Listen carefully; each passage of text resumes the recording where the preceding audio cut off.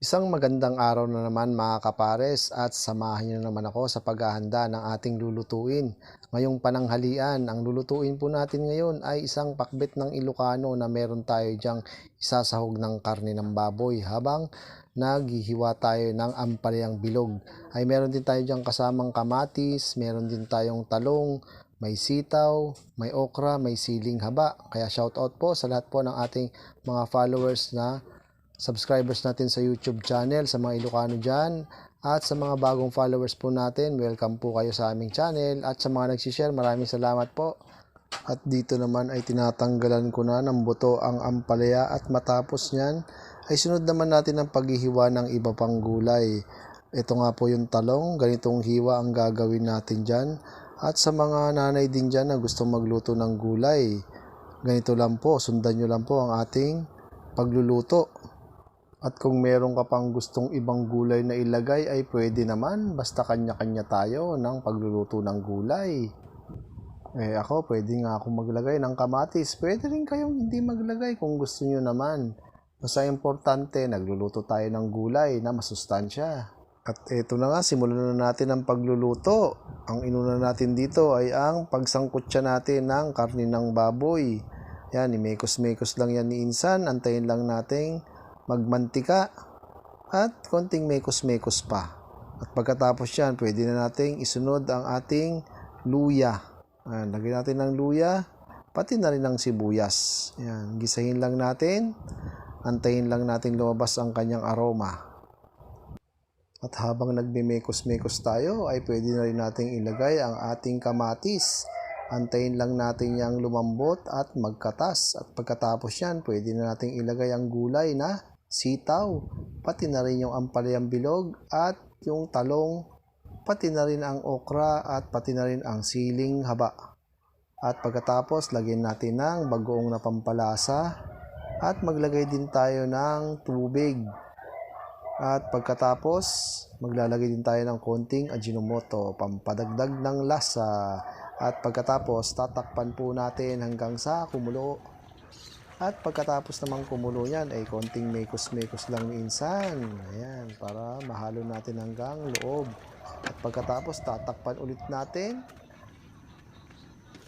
At pagkatapos kumulo ulit mga kapares, saglit lang to mga kapares at pwede nang iserve. Ano pang hinihintay nyo? Luto na ang ating pakbet Ilocano.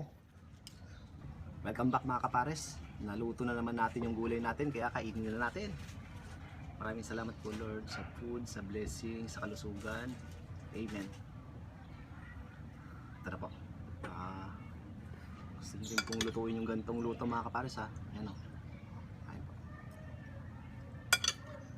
Ayan. Ito, sinamahan naman natin ng karne.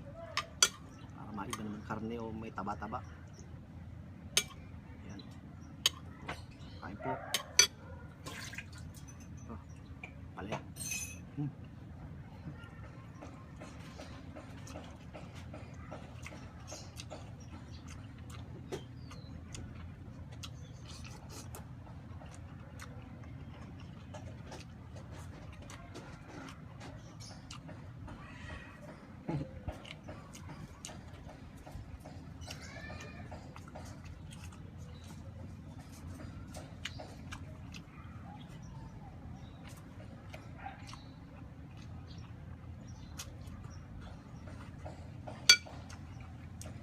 Ang sarap ng sabaw.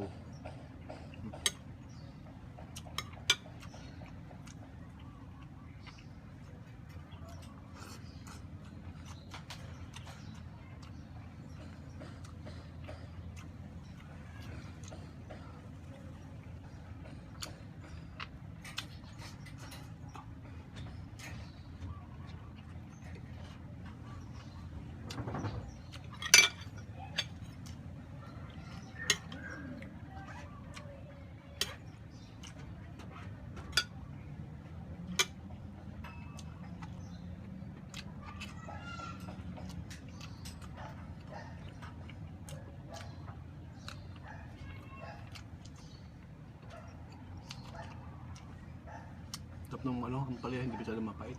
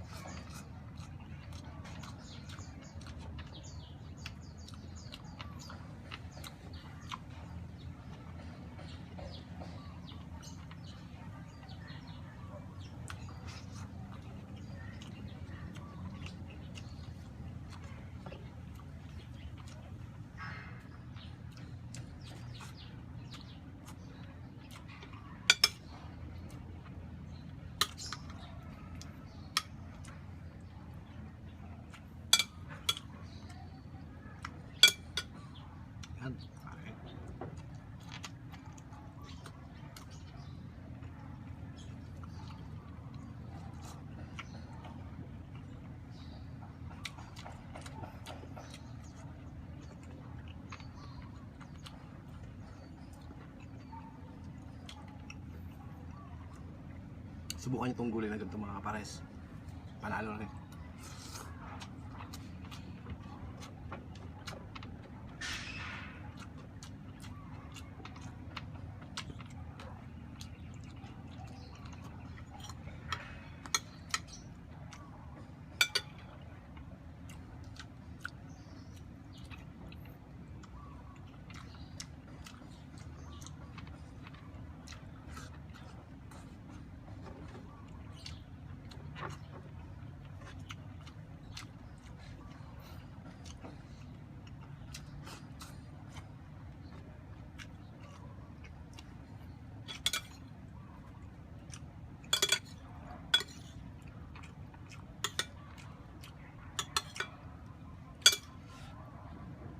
Halo.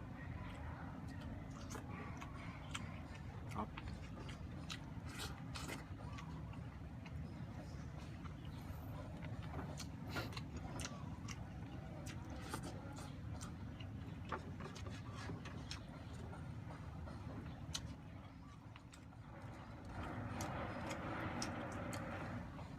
Solid na naman tayo mga kapares. Sarap talaga ito. Maraming salamat po sa lahat po ng aming mga followers, mga subscribers namin sa YouTube channel. Sa mga nag-share, maraming salamat po.